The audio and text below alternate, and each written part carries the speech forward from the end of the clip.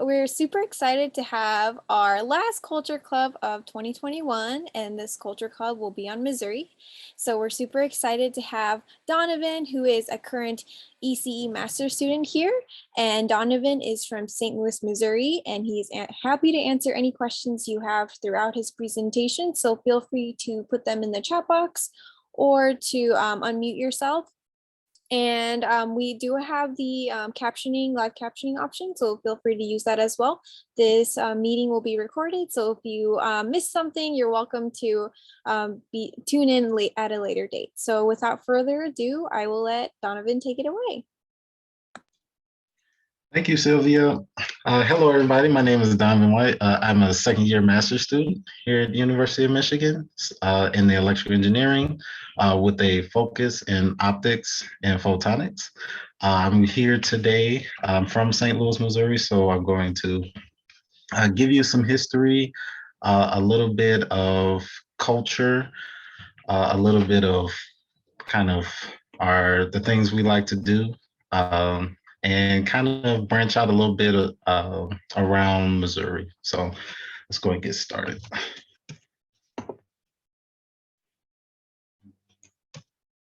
Did it change? Okay. So quick facts. The Missouri was admitted to the Union in August 10th, 1821. It is considered part of the Midwest.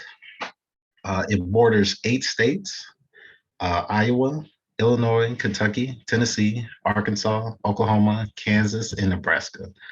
Some of the largest cities there include my hometown, St. Louis, Kansas City, where we're going to talk about a little bit of barbecue later, Springfield, Columbia, and Jefferson City, which is Jefferson City is the capital. We are some of the nicknames that the state has used is we're called the Show Me State. From some of my reading past, it was based off of a politician saying that since we were one of the top cities around the 20th century, most of all the new type of technology and exploration was done through St. Louis, Missouri. So as the whole state, it was the whole nickname was "Show Me." You have to show me. So some other nicknames is the Cave State, the Mother of the West. I haven't really heard those too much. Show Me State is definitely on the tags, definitely on my tags on my car plates. So the population is about 6 million as of 2020. And here we go. So brief history timeline. The first people who were here were the indigenous Native Americans, Osage, if I'm saying that correctly. And they were part of the Siouan and Shiwir language. Father Jacques Marquette and Louise Juliet in 1673 were the first Europeans to visit what would be later called Missouri. 1764, St. Louis was founded by Pierre Leclerc, along with his stepson Auguste Chateau and other fur traders. A cool fact about Pierre Leclerc, to this day, we actually have a company that deals with all our gas products called Leclerc Gas. I would say for Missouri, one of the biggest portions is in 1803 when the Louisiana Purchase happened. This was a purchase between France and the United States, and was signed on April 30th, 1803. This initially doubled the size of the United States. To give you a better picture of that, trying this for the first time. Zoom in. Here is the Louisiana Purchase. It purchased states including Missouri all the way up to Montana. You will, as I go through later, you'll find out that this purchase was big for the U.S. because it allowed us to venture to out west, where now we have California and New Mexico and all the other western states. Uh, right here are the pictures of the indigenous people that I talked about earlier. Just some pictures of them. Here is Juliet and Marquette discovering through the Mississippi River. And during this time, this was a time of when there was slavery in this country. So on this, I'll probably talk about this a little bit later, but the Missouri Compromise essentially allowed for Missouri to continue as a slave state, while the unorganized territories up in Iowa and Wisconsin were considered free states, and it was all between this 3630 parallel. No. Yes. In 1807, the General Assembly of the Louisiana Territory enacted a legislation on June 27, 1807, allowing enslaved persons to sue for their freedom. One of the biggest timelines between 1673 and 1820 is the Missouri statehood and the Missouri Compromise, like I was talking about earlier, which allowed Maine to enter the Union as a free state. And Missouri entered in as a slave state. The Missouri Enabling Act, formerly known as an act, to authorize the people of the Missouri Territory to form a constitution and state government. And this happened in 1820. And one of the unique cases for Missouri was the Dred Scott versus Sanford case. Dred Scott was a enslaved, what now will be African American, and he moved along with a family group named the Emersons, and they moved Dred Scott in between slave and free states. One of the key pieces that came out of this was when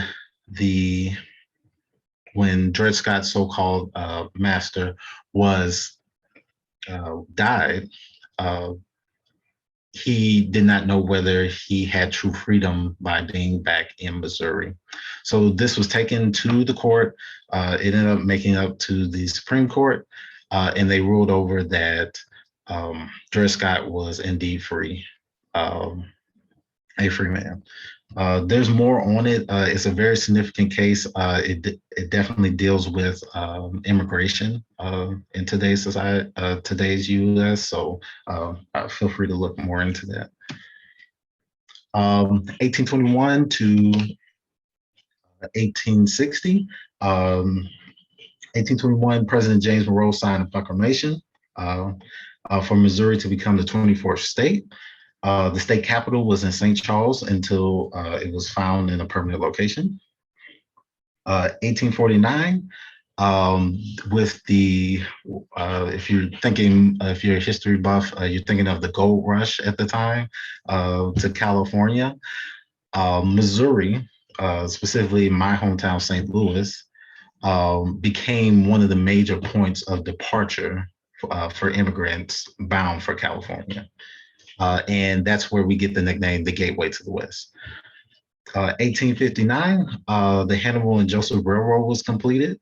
If you're also thinking about history, we have the railroad going all the way from the east to the west. A lot of people worked on that. A lot of people died in order for us to have that type of transportation.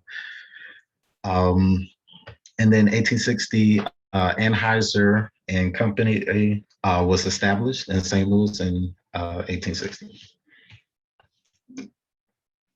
1865, there's a lot of history here, but I'm skipping forward as much as I can. Elected in November 1864, delegates to the 1865 Constitution Convention in St. Louis passed an ordinance abolishing slavery in Missouri. And on January 11, 1865, with only 4 delegates voting against it, the ordinance passed 3 weeks before the U.S. Congress proposed the 13th Amendment to the U.S. Constitution, abolishing slavery. Moving up ahead, 1870, Missouri was the 21st state to ratify the 15th Amendment, prohibiting federal government in each state from denying a citizen the right to vote based on citizens' race, color, and previous condition of servitude. 1890, Annie White Baxter was elected the clerk of Jasper County. She was the first woman to hold office in Missouri and the first female county clerk in the nation.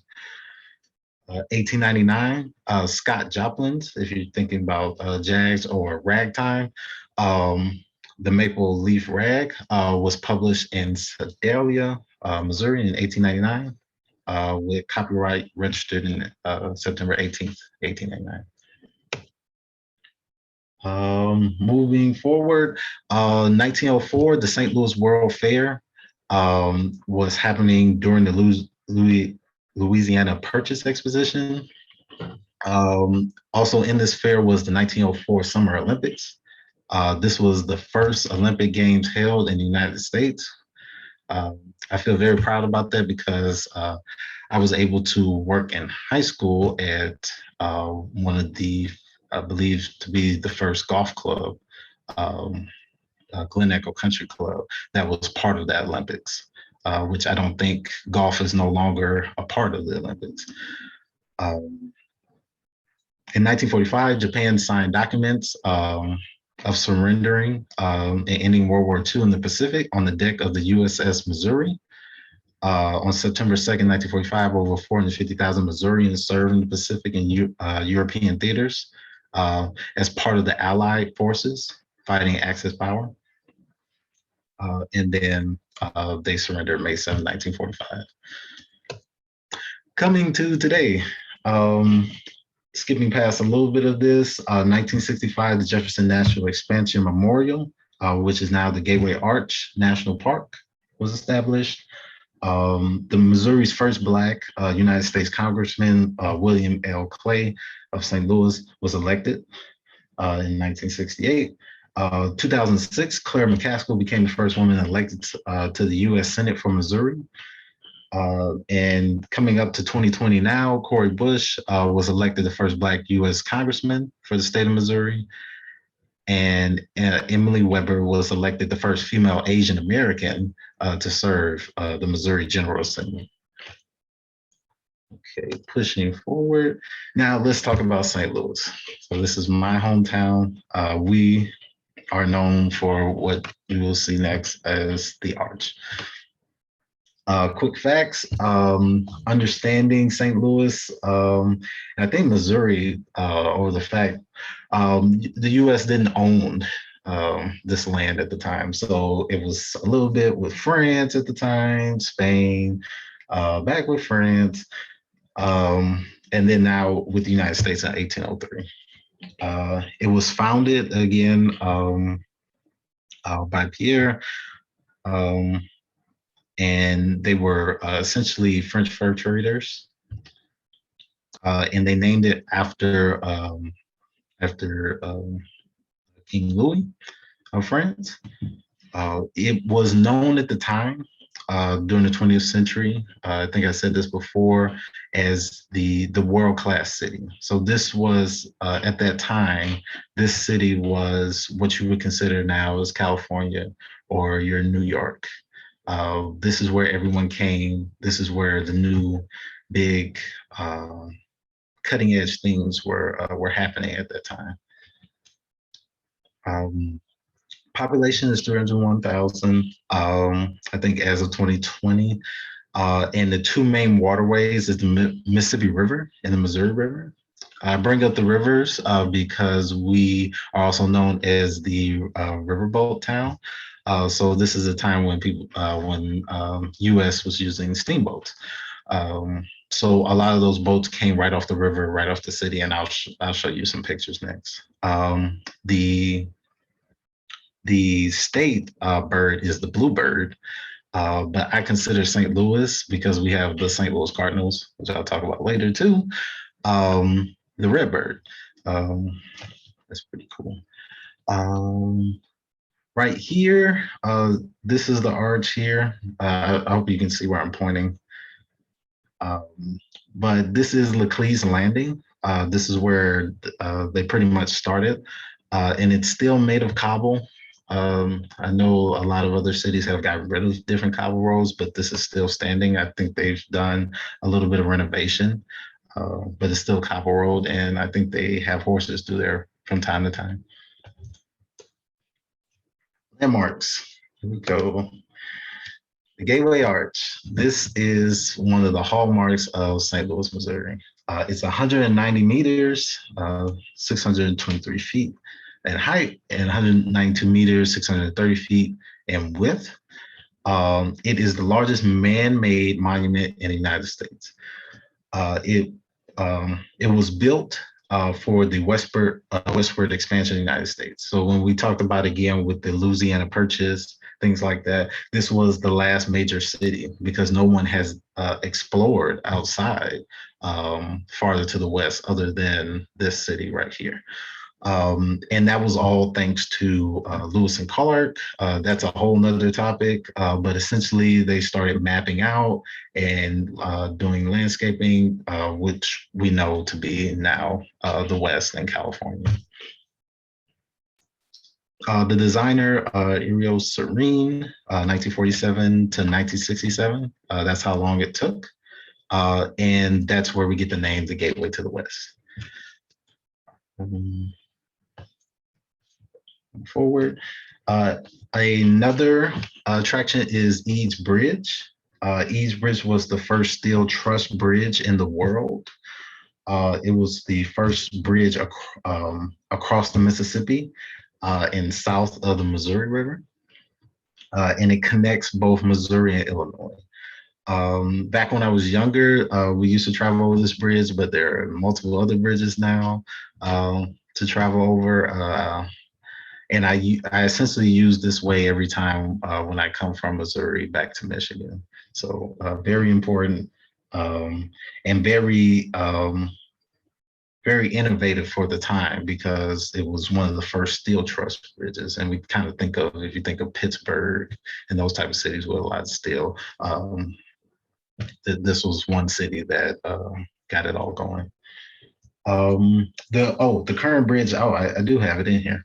The current bridge I use now, see if I can zoom in, is the Stan Musial Veteran Memorial Bridge. It's a cable stay bridge. It looks very beautiful at night. I couldn't find pictures, but it's very lit up. It's very modern now, and it sits right next to Eads Bridge. Ongoing, St. Louis Art Museum. It was built in 1904 for the World's Fair. Back with Louisiana Purchase, you have some of the top experts in all of life and all of the world coming here to this city. So it was designed. They had different art, some famous art at the time, and I think one of the cool things about it is it's a free admission. I did not know this when I first started, got my hands outside of just Missouri, but not every city has a free museum. So it's pretty awesome to go to. It looks beautiful. People do picnics there. People meet and have events, weddings, things like that. So, and I'll talk a little more about Forest Park later. It's a very huge park. Some of the collections that they have is American, Egyptian, African, Oceania, Asia, and Europe in the 1800s. I believe this to be the case. Vincent van Gogh's Stairways to Avers is currently there. And I don't know if this can be seen, but this is kind of a map of the Forest Park. that I'm talking about here, and it's going to house most of your attractions that I'm talking about right now. So, okay. Um, the Missouri Botanical Garden is another um, attraction. It was founded in 1859. One of the oldest, this this city was one of the pioneer cities, so a lot of this stuff is old. But 1859 is one of the oldest botanical gardens in the U.S. 79 acres. Has a Japanese garden, a butterfly house. I think I haven't been there since I was a kid, but the butterfly house is probably one of my favorites to go to. And then the Earthway Centers is kind of I believe, a collaboration between the Botanical Garden to kind of push for more environmentally friendly policies and understanding for K through 12 education. The Cathedral of St. Louis, it was dedicated in 1914. Um, Also a part of the movement in the Louisiana Purchase. Is known for its very beautiful mosaics, um, and it's one of the largest mosaic installations um, in the Western Hemisphere. About 41.5 million pieces. The dome diameter is about 80 feet, uh, 24 meters. And I think one of the latest or newest things is the Angel of Harmony. It was dedicated to for racial justice and peace. Here's the Angel of Harmony. And hopefully these pictures are coming through very nicely. I tried to find some very high definition pictures, but yeah, you can see the mosaics. It looks very beautiful. Very, historic here. Going forward, City Hall. Um, Coming back with that reoccurring theme of the World's Fair, the city wanted to put on a show for everyone. So this was kind of like a Renaissance revival style. Um, it was the height is 80 meters, and most of it today is used for public safety, um, aldermen's, your local neighborhood councils, and the treasury and assessor for the city.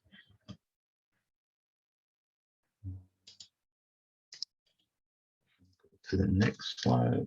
Okay, the Central Library. It was completed in 1912. Um, Same reoccurring thing. Uh, it has a collection size of about 4.6 million, um, and it kind of acts as one of the central places for St. Louis public libraries, and they're kind of scattered all over the city. I remember when there was a time where there was no Google, so I actually went to the library to look up things and to get on the internet. Um, I guess it was a time of like dial-up, things like that. So, yeah. The old courthouse. The old courthouse. This is where the case earlier was tried. Um, it was built in the 19th century. The case of Scott versus Sanford. The another word is Dred Scott decision. It had a Greek revival style, um, and I guess some poor pieces of history. In 1861, slaves were auctioned in. Um, and some of the modern time applications for it was in the show called The Last Ship. I don't know if anyone has seen that or not, but it was kind of based off a plague, which is kind of weird because it was based off of a virus infecting the whole world, which kind of kind of scary to think about it now, right? With COVID, but essentially this was the safe haven, and it ended up becoming the White House in that show. So that was pretty cool. And it's also part of being destroyed in the disaster film Supernova and the Black Hole. St. Louis Science Center. This is one place that my mother took me a lot. It was founded in 1963. It's so many things, so many exhibits, over 750 exhibits in there. Free admissions again, which is not necessarily the case in every state. And it's located in Forest Park, which I'll talk about later. Union Station. Um, as we're Missouri, specifically St. Louis, was kind of set as being an industrial city. So a lot of movement of material. I think we were known for crude oil, um, and just a lot of different types of travel because this is the large city. This is your New York. This is your California. Um, so they had a busy train station. It was built in 1888. Um, since then, it has been converted to a hotel and shopping center at one point, which I never experienced. I've never taken the train there either. It was so long ago. But now in 2019, I finally got to see Union Station. It turned into the St. Louis Aquarium now. So they changed the whole Union Station. You can kind of still see the fixtures of how the train terminals were set up, but now it's a brand new aquarium. Right here is the Metrolink. This is how most people travel, but most people travel by car since I've been born. But if the only time that you're really using the Metrolink is if you're in the downtown area, or you're traveling to downtown to see a game like the St. Louis Cardinals or a football game. The St. Louis Zoo. It was built in 1904 for the World's Fair. It is recognized as the leading zoo in animal management, research, and conservation. It's located in Forest Park. And again, admission is free. So Forest Park is the place to go. You don't have to pay anything and you can see so much and enjoy so much. The number of animals and species is 18,700 for animals, and then species about 603 plus. Entertainment. This picture right here, it kind of resembles kind of the National Mall to me a little bit with the hall here, and then right up in front, which you can't see, is the arch, and it kind of landscapes over the whole city. We'll talk about Busch Stadium a little bit later, baseball stadium. But yeah, Forest Park. Um, Forest Park was built in 1876. It houses it. Some people consider it the heart of St. Louis, but it houses the zoo, the art museum, the history museum, and the science center. One of the cool things that I was able to do really as a kid, I haven't seen it since then, was the Forest Park balloon race. Um, Energizer, the Energizer Bunny, because Energizer is a headquarter company here, was one of my favorites to see. And here I have just a little video giving you a little taste of that balloon race.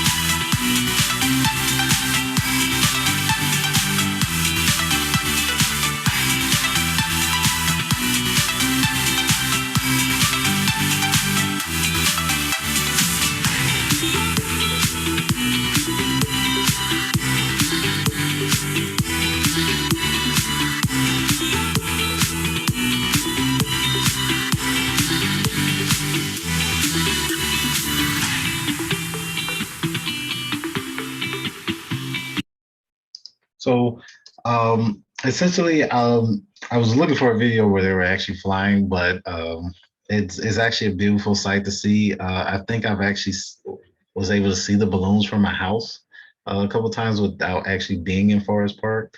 And in the background here, you can see like the arch. So um, it's a pretty cool sight to see. A lot of people do it every year. Um, and it's just, I guess it's one of those hallmark things about the city. Next slide. One place of entertainment is the Del Mar Loop. This is where you will find most of some of the very cool food places. It's kind of like a little strip. Um, St. Louis, we're known for blues. So one of the top people from this area was the father of rock and roll, Chuck Berry, in Blueberry Hill. Blueberry Hill would be a must to go. It's a restaurant on top, and then on the bottom, it's a concert hall. So um, Chuck Berry did a lot of his shows there. Um, I would I would very recommend that you go. Tivoli is a very old theater. I think it was a three-screen theater at the time. I think now they show new movies, but they kind of wanted to take it back where they kind of do like old time type movie show. So a lot of old black and white. And yeah, and on this strip, I guess Fitz root beer is one of the big things there. The pageant is where they have a lot of modern day concerts and where a lot of the top artists back at this time would come and perform. And here is a little video of Chuck Berry doing, I believe this is his signature dance. So let's see.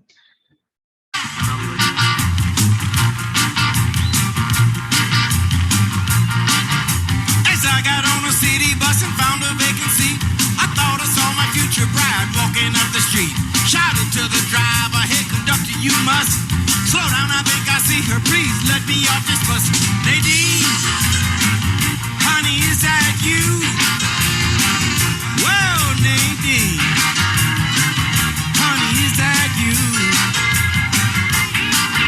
Every time I see you, you got something else to do. From the corner when she turned and doubled back and started walking toward a coffee-colored Cadillac, pushing through the crowd trying to get to where she's at. Campaign shouting like a southern diplomat. Nadine, is that you? Whoa, whoa, whoa, whoa, Nadine, is that you? Every time I see you, you got something else to do.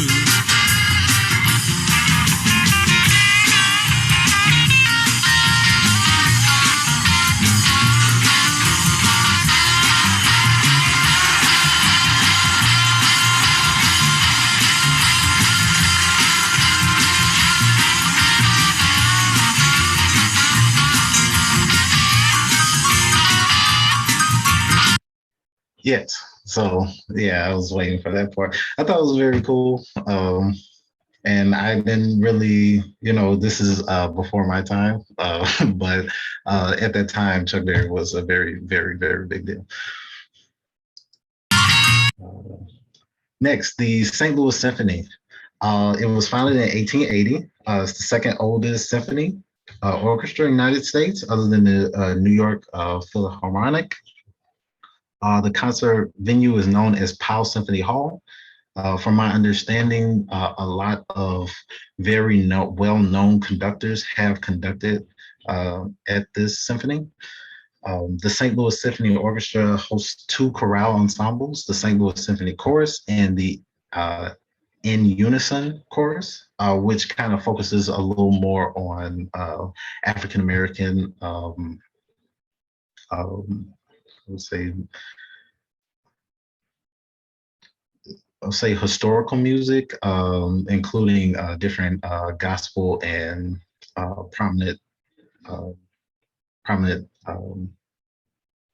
in historic music. And here's a little taste of that.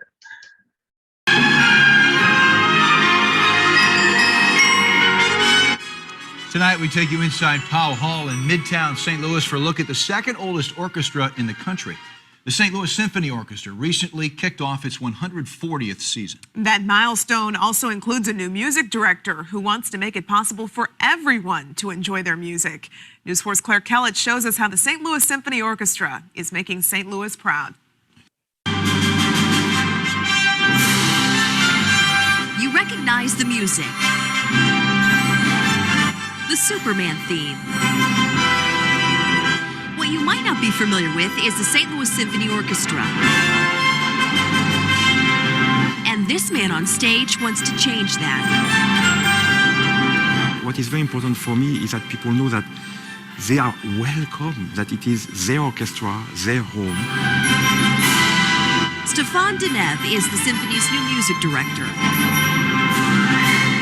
What drew me here is definitely the quality of the orchestra. It's a world-class orchestra. In September, he took the reins of the second oldest orchestra in the country, but he's very familiar with Powell Hall. He's been a guest conductor here for more than 15 years. So that kind of gives you a little bit of perspective. And you can find more of that.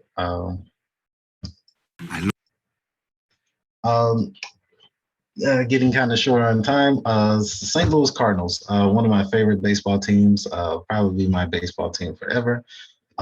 This is the St. Louis Cardinals Busch Stadium. It overheads with the St. Louis Arch behind it. Very beautiful. And sometimes they actually carve an arch inside the stadium field, which looks very beautiful. Some of the additions that they have added. Oh, before I do that, I guess some of the name changes that I didn't know. At one time, we were called the STL, the St. Louis Perfectos in 1899. I'm glad that only happened for 1 year. That's kind of embarrassing a little bit.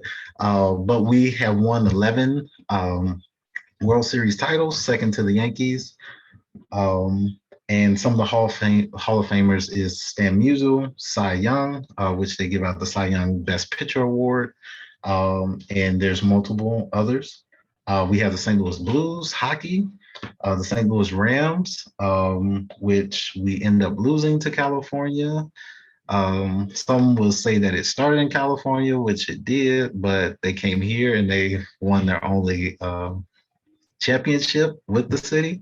There was a recent settlement for $790 million due to how in which the football team was moved. And currently right now we have the St. Louis Battlehawks for the new XFL football league. So I'm not too sure about that, the Battlehawks or the XFL, but apparently we have. Quickly. We did have a question, if that's okay. Oh, sure. So Jeff was asking, so it looks like there's a lot to do in St. Louis. Is it a walkable city? I would say no. Maybe downtown, yes. But you probably wouldn't need to take the train. I stay in the county area. So you would take a train into the city. There are multiple transit, which we call the metro. But yes, you would probably need a car, Uber, or take the train. It's probably the best bet. Yes, quickly before I run out of time, the Budweiser Clydesdales. The Budweiser Clydesdales have been part of the St. Louis Cardinals, and they have traveled all over, I believe, all over the world, showcasing. They're essentially in the Super Bowl halftime show for Budweiser, which is a major beer company here and across the world.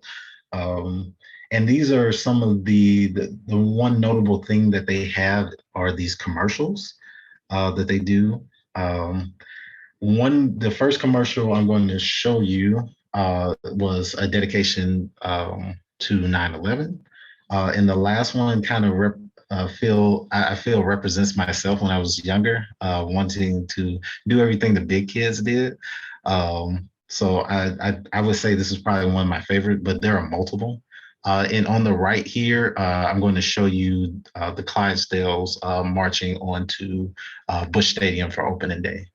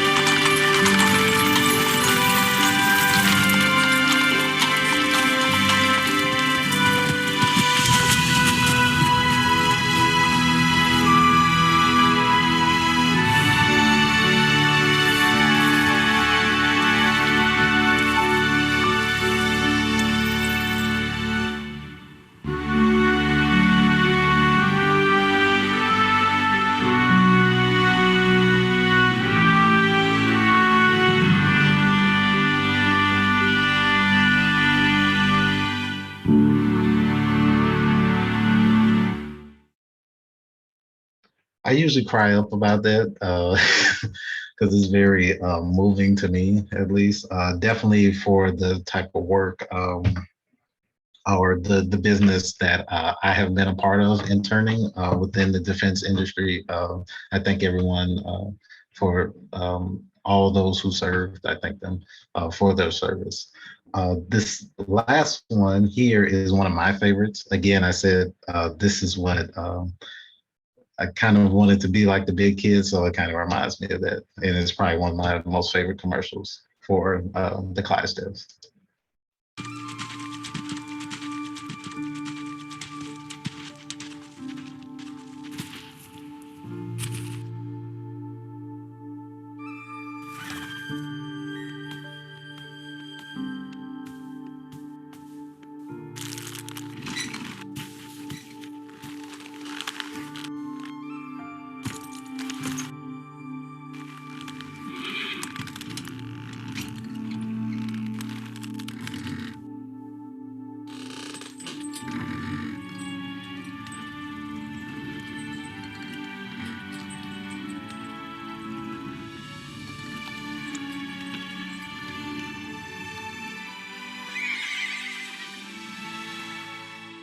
I won't tell if you won't.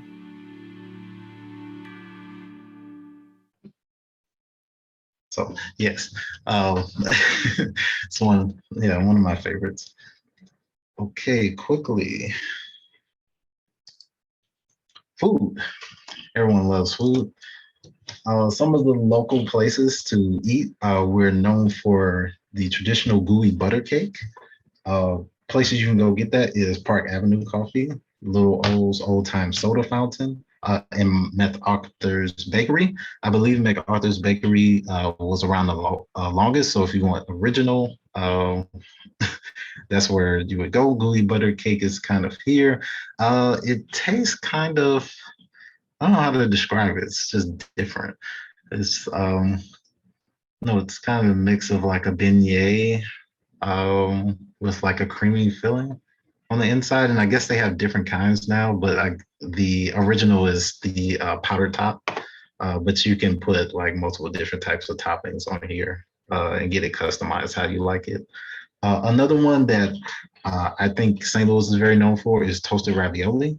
I know it's probably more of an Italian type food, but we have some of the best, I feel, of toasted ravioli. So you can really get that from what we call Imo's Pizza, where they have some of the best pizza, in my opinion. Some other things that we have is the Concrete Ice Cream by Ted Drews, which is a local company here. It's good. It's great. You have to try it. It's kind of one of those things like if you've ever been to Dairy Queen where they flip it upside down and it doesn't fall out. It's kind of like that. So fried rice and barbecue. If anything, If you don't get anything else, you have to get the barbecue. Some of the restaurants include bandanas for the barbecue, chop suey for fried rice, which I believe we have some of the best fried rice. Mei Lee, it's kind of just a world famous restaurant that I would try out. Emo's Pizza, I was talking about earlier. And Goody Goody. Goody Goody, I can't remember the dates on it, but it's been around probably before me and probably before my mother. So I would say one of the best things I've tried there is the breakfast. Very good morning breakfast or brunch place. And then the other few that were um, back over in the Loop and Forest Park was Blueberry Hill and the Three Kings. Notable businesses. Do we still have some time? I guess everyone, if you have a question. Yeah, I think Professor Wimple says that he's never been to St. Louis, but he really wants to go now.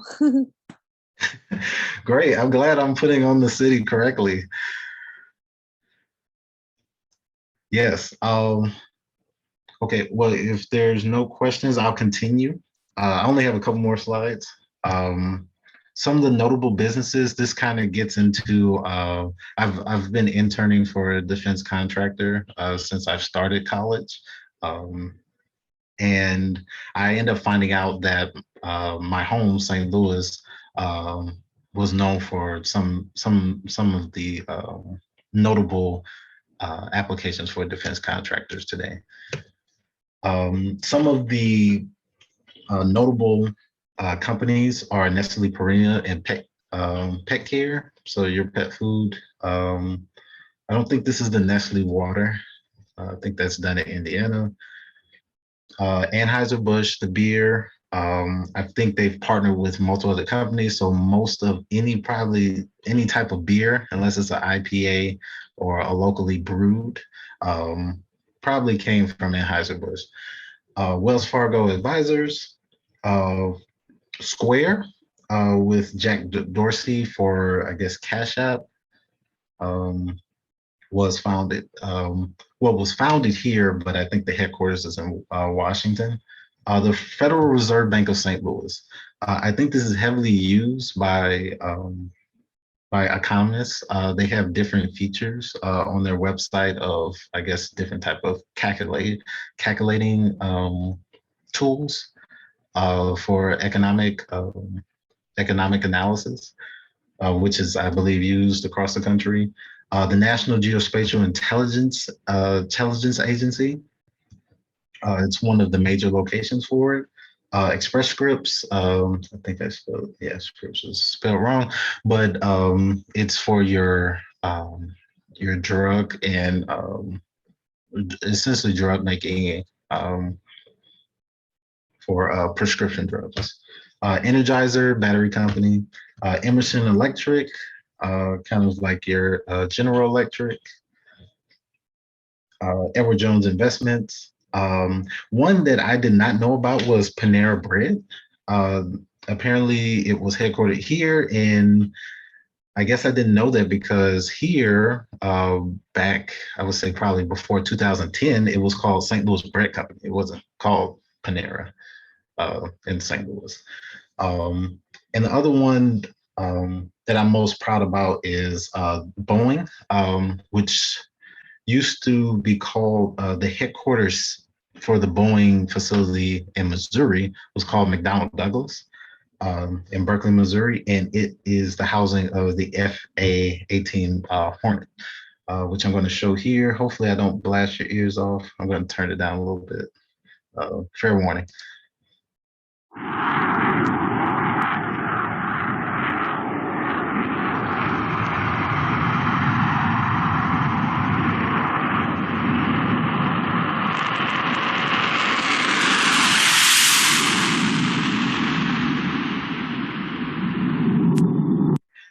Those are the U.S. Navy Blue Angels. They do a lot of different shows all across the country. If you haven't seen them, there's plenty of videos on YouTube.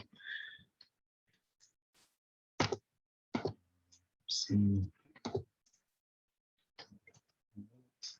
Some of the notable schools, Missouri Science and Technology, more on the engineering side, St. Louis University, which I found was the testing site, one of the testing sites for the Jensen Phase 3 research study for the J&J vaccine.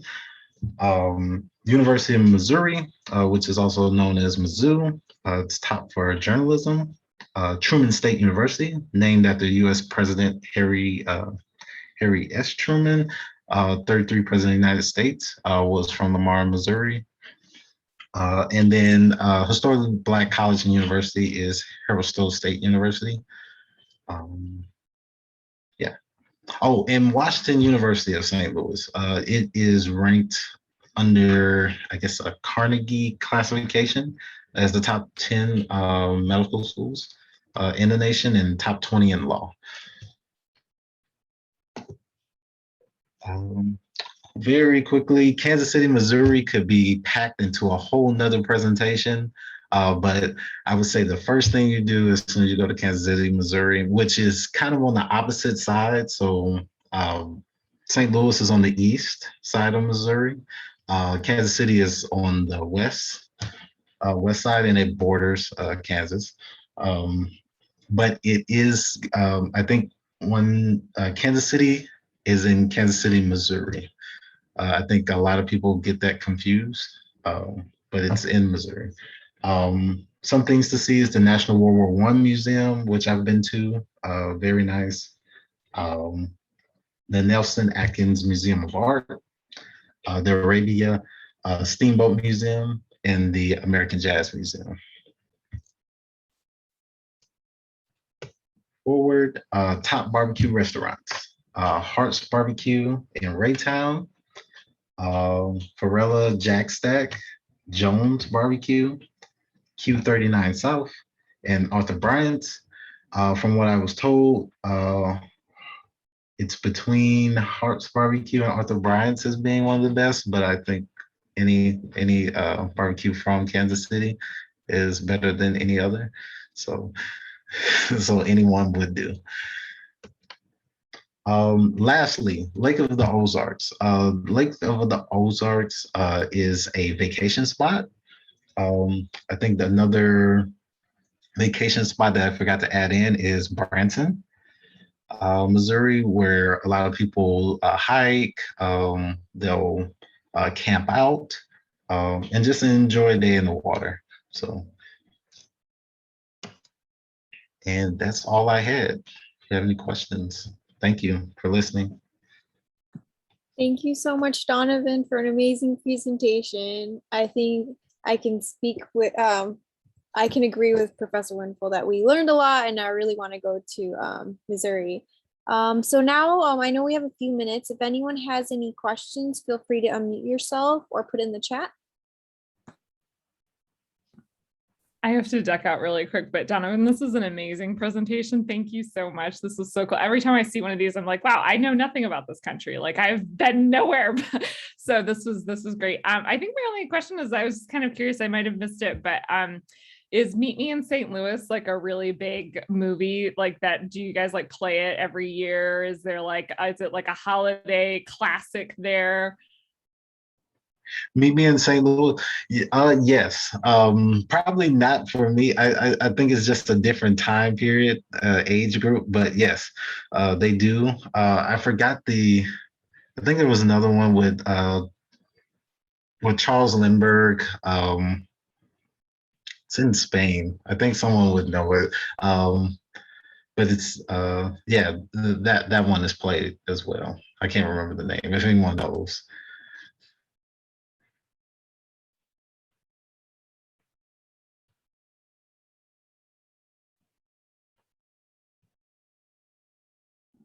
Do you have like an absolute favorite activity that you do, like that you would recommend? You mentioned a lot of really great museums and like, you know, fun parks and things. Is there anything like, in the food obviously is great. Is there anything in particular that you're like the balloon festival or something like that, you would really highly say, like, if you do one thing in Missouri, you should do this? Oh, I guess I didn't talk about it too much. I talked more so about the overarching of the arch, but going up on the arch, there is a sky window that you can go up on the arch. Um, Very beautiful. You can see very far. I think I said over 600 feet. So it's very beautiful. You can also watch a baseball game too if they're there because it's right over there as soon as you look over. So Awesome. Gotta watch out for those fly balls.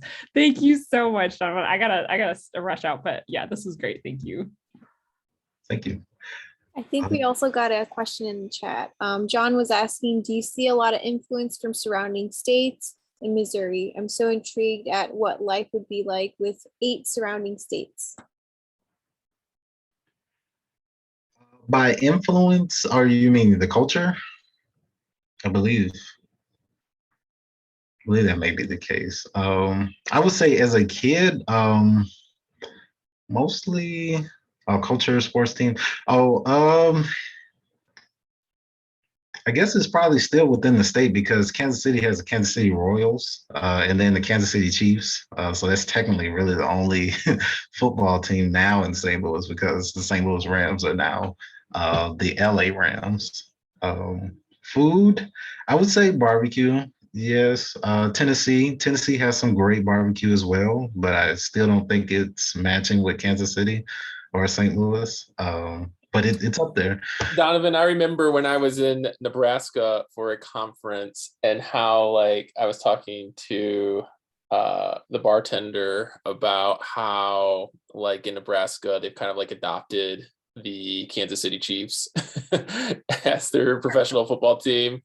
And so I was just kind of thinking about like how like Nebraska might be jumping on the KC team, but maybe I don't know. Like I'm trying to think of on the part because I'm trying to visualize it. I guess I can go back to the map here, but like how certain states might have like teams of their own, but you know, I could see right now people really want to jump on the KC football team, but maybe not so much the baseball team. I don't know where the Royals stand at this point, but anyways, with that said, that's kind of yeah, just in Michigan with only having Ohio and Illinois.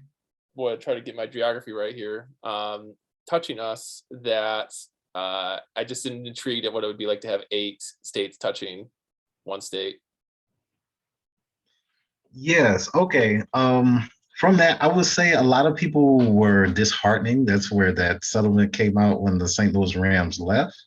So I think the other states, a lot of people did root for the St. Louis Rams. I I think majority of the other states, they're either Rams, they're Chiefs now. Back then, they probably weren't because the Chiefs weren't that good like now. But they were probably more in Texas, Dallas. So And I guess we're a little bit over time, so I guess I'll ask last question. So how long is the drive from here to St. Louis? on a good day, I would say 7.5 to 8 hours. Bad day because there's a lot of construction. Essentially, there's 2 ways that I go. There's either through the Chicago, you go through Illinois, Chicago, and come over the top um, of Michigan, or you come straight through Indianapolis. So about I would say 8 hours. Okay. Sounds good. So it could be a day trip and a good weekend trip for, I guess, us Michiganders up here. Yes. Well, on behalf of everyone here, thank you so much for having an amazing presentation, Donovan. We learned so much, and we're all excited to go to Forest Park specifically, I think, to get all of the amusements and all that. So thank you so much for taking time of your day to do this. And everyone, stay tuned. We will have our next Culture Club in January, and that will be on the country of Korea. So stay tuned for the date, and I hope everyone has a lovely, happy new year. And thank you again, Donovan. Thank you. Thank you, Thank Sylvia. you. Bye. Bye.